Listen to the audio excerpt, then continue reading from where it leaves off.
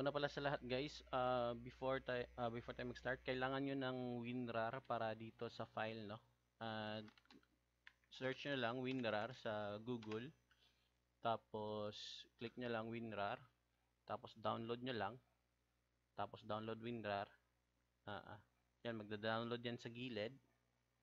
Tapos i-install nyo yung WinRAR guys, no? Show on folder nyo lang. Double click mo lang yan, tapos install yan. Ganun lahat. Tapos, yung file guys is nakaganito siya, no? Pag download nyo. Extract nyo lang, send to extract here in new folder. Yan. Maghihingi siya ng password. Ilalagay ko lang din sa description guys, no? Ganun lang guys. Tapos, follow nyo lang yung video. Okay?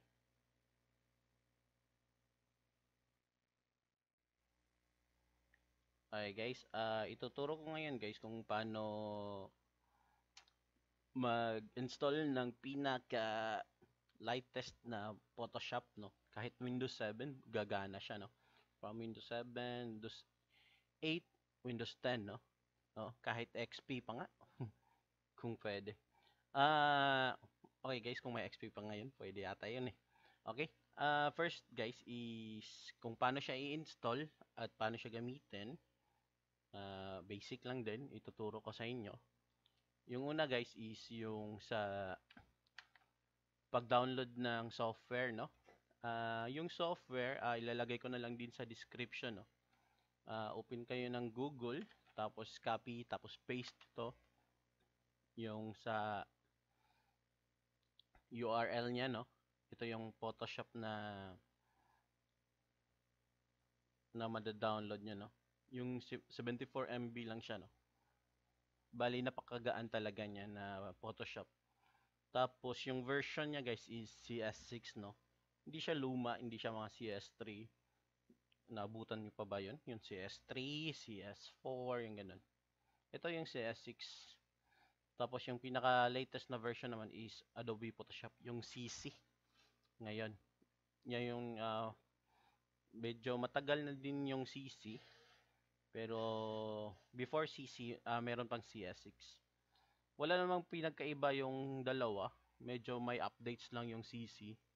Yung sa mga tools niya na bago.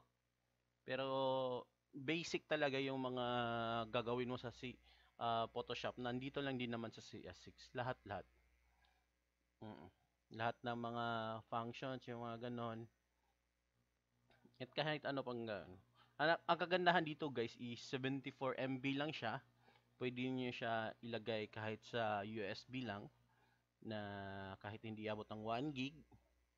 Tapos pwede lang sa Google din, sa Google Drive or kahit saan. Tapos show on folders. Tapos extract nyo lang. Ganyan. Tapos i-open nyo guys. Yun, ganito. I-install nyo. Ito may serial siya. Bali, ilalagay mo yan. Pag install nyo na. Okay nyo lang. Tapos next. I accept. Tapos next din. Tapos next din. Ay, okay nyo lang. Kasi na-install ko na to eh. Tapos remove ko lang para ma-tutorial ko na rin. No? Create desktop icon para dali nyo lang makita. Ito, lalagyan nyo ng license key. Yan, copy nyo lang to. Copy. Tapos paste, no? Ganito lang siya, guys. Di siya katulad ng ibang Photoshop. Kasi kadalasan ng Photoshop, iba yung mga 100 MB, 300 MB yata ngayon. Yung sa CC. Or kung may mga luma kayong computer tapos gusto niyo mag-edit, pwede 'yun dito sa CS6. Magaan lang 'to. Finish na lang. Tapos ito, nandito na siya. Yung ganyan, Adobe Photoshop CS6, no? Tapos click nyo lang, double click nyo lang. Okay. Ganun lang siya kadali i-install. Wala na siyang mga crack or something, anything na mga i-inject nyo. Baka kasi magka-virus pa kayo eh. Kasi kadalasan sa mga crack guys is virus yan eh, na nilalagay nila. Para ma-hack nila yung software at gumana. Yan yung kadalasan, no? Okay, ito guys, na-open na siya. Katulad lang din siya ng Adobe Photoshop na CC, no? Lahat ng function, ganito lang din, katulad lang din lahat. Wala namang pinagkaiba. Magsasample tayo guys, no? Kung magaan ba talaga siya. Kuha tayo ng picture. Doon na picture ng tao. ID picture guru. Tetest lang natin. Ganito. Ito, okay siguro to.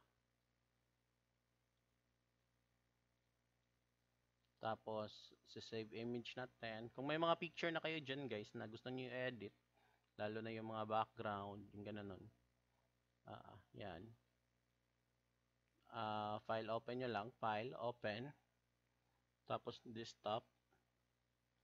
I-open nyo yung picture nun. Uy, iba yung document niya.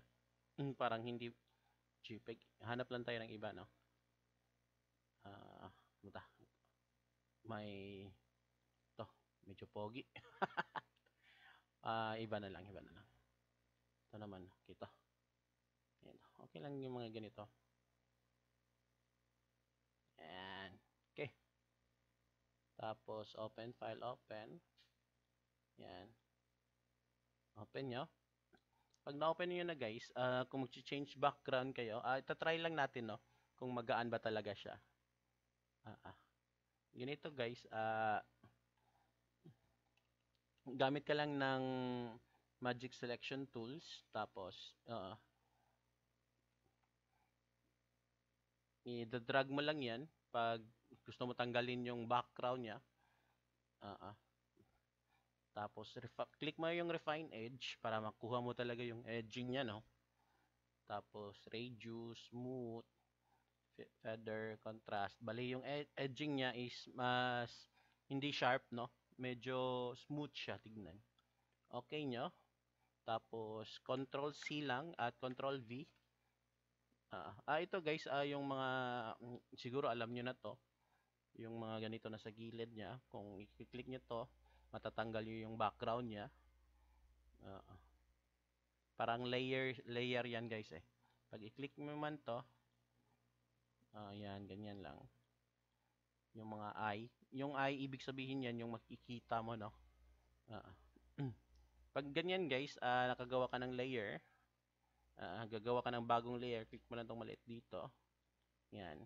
Kasi nawala na yung itong isa eh.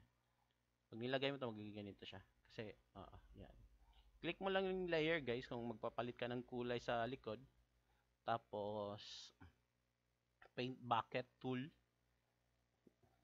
Tapos, yung kulay na gusto mo, blue ata. Kung gusto mo ng blue, i-click mo lang yung background ng likod.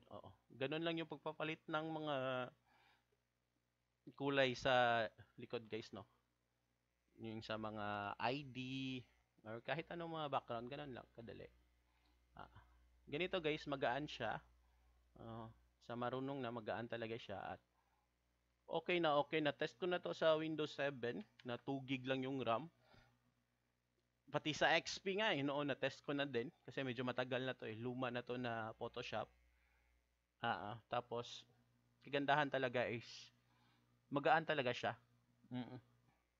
Nakaka-edit ako kahit saan ako magpunta. Kasi nalalagay ko lang sa email or ganito. Yan, ganyan. Pwede i-access nyo lang. Pag-access nyo, okay na.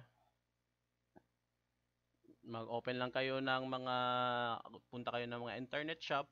Access nyo yung email. Itong blog ko. Click nyo na lang yung description. Tapos, yun lang. Yung ganun lang kasimple. Mag-open ka na ng Photoshop. Wala na ka nang i-install na mga crack, yung mga mahihirap na mga crack, no? Ganun lang siya kadali, guys. Magaan talaga siya. Okay. Kung may mga katanungan kayo guys, or mga anong mga suggestions naman or comments, i-comment nyo lang. Tapos, please naman at like and subscribe. Yun lang. Follow na rin sa YouTube. Yun kung may wala ta follow do. Meron na.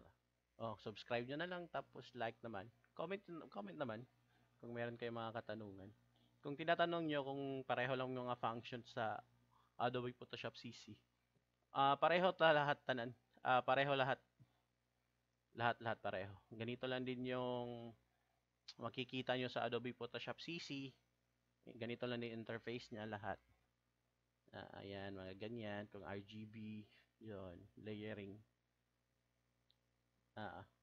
Yan guys, maraming salamat at sana makatulong sa inyo. Okay, thank you.